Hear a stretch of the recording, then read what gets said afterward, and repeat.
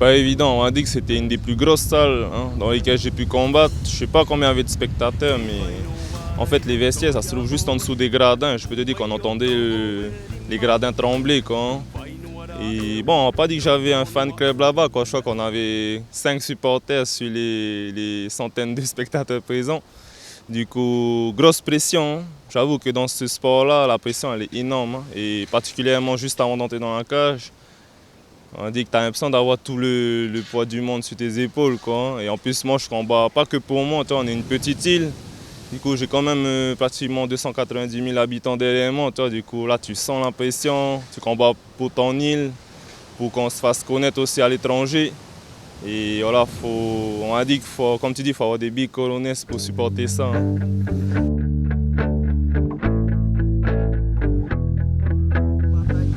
Je m'attendais, bon, la veille avec mon coach, on a visionné et revisionné en fait un highlight, c'est-à-dire un bilan de tous ces combats. Et bon, il avait toujours pour l'habitude en fait d'enchaîner sur des grosses séries en striking, en boxe, vu que c'est un champion d'Europe de boxe. Et ensuite d'emmener au sol avec des takedowns de lutteurs, quoi. On a visionné, et à chaque fois c'était pas répétitif, mais c'était toujours la même base, quoi. Des séries de boxe et de la lutte. Du coup, on a un peu bossé les comptes sur les takedowns, quoi. Et premier round, c'était violent. On a dit que c'est un gars qui aime la bagarre, qui aime le vrai combat, c'est-à-dire le contact. Et voilà, bon, on a dit qu'au bout de 2 minutes, vu que les rounds étaient à 3 minutes 30 par round, au bout de 2 minutes, on a dit que je pissais le sang déjà, tu vois, parce qu'il avait des frappes sèches et lourdes.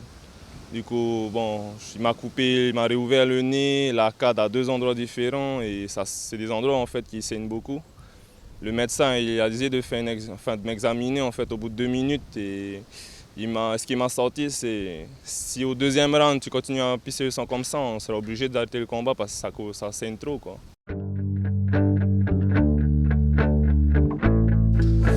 Au contraire, enfin, ouais, dans un premier temps c'est vrai que ça m'a donné un coup de fouet quoi. Je me suis dit putain, je peux pas me permettre, voilà, je peux pas me permettre de jouer la distance ou jouer le point. Je serais obligé d'aller chercher le finish, comme ils disent, finish ton adversaire. Du coup, à ce moment-là, ça m'a un peu donné un coup de fouet, tu vois. Je me suis dit, bon, réveille-toi là, allez, on y va à fond, faut chercher le chaos, sinon c'est fini pour toi, quoi. Et voilà, c'est ce qu'il y avait dans ma tête à ce moment-là. Et bon, ensuite, j'avais pu constater déjà au premier round que le mec, il enchaînait toujours, comme on avait vu la veille et encore, qu'il enchaînait sur des frappes de boxe et pas la lutte après. Du coup, il m'a enchaîné 3-4 coups de poing, frappe lourde au visage. Je me suis dit, bon, là, il va enchaîner le down, c'est ce qui s'est passé. J'ai eu le réflexe de lancer un coup de genou sur sa descente, en fait, dans mes jambes. Et bon, on a dit que le genou a atteint la cible, quoi. En plein dans le plexus, bon, il s'est allongé, il a eu du mal à respirer. Du coup, instinctivement, je me suis jeté dessus avec un gradin de pound et l'arbitre a décidé d'arrêter le combat parce qu'il ne pouvait plus répliquer, quoi. Ceux qui venaient de Croatie, oui, et ça, bon, ils étaient déçus, c'est sûr, mais ils m'ont quand même félicité quand j'ai eu droit à des applaudissements. Par contre, mon adversaire c'était un Bélarus et il est descendu en Croatie avec, je sais pas, peut-être 200-300 supporters russes. Par contre, eux, ils étaient chauds. J'avais l'impression qu'ils voulaient une revanche ou un rematch là, après le combat.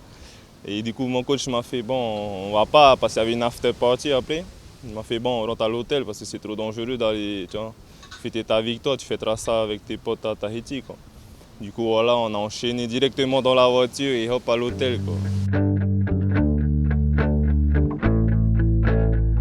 À chaque fois, je le répète, et c'est quelque chose en fait qui va revenir encore et encore parce qu'en ce moment, il y a beaucoup d'histoires de combats de rue, de violence sur notre île. Un message que je donnerai aux jeunes, c'est surtout que les gars, bon, on est déjà une petite île, on est un petit point dans le Pacifique et encore plus petit dans le monde du MMA. Du coup, au lieu d'aller sur la route, les gars, je vous conseille d'aller vous entraîner dans des salles avec des instructeurs qui sont diplômés pour et de vous donner des objectifs de vie, quoi. Vous avez un potentiel énorme, mais au lieu de gaspiller ça dans la rue, je préfère vous voir dans une cage ou sur les rings, quoi.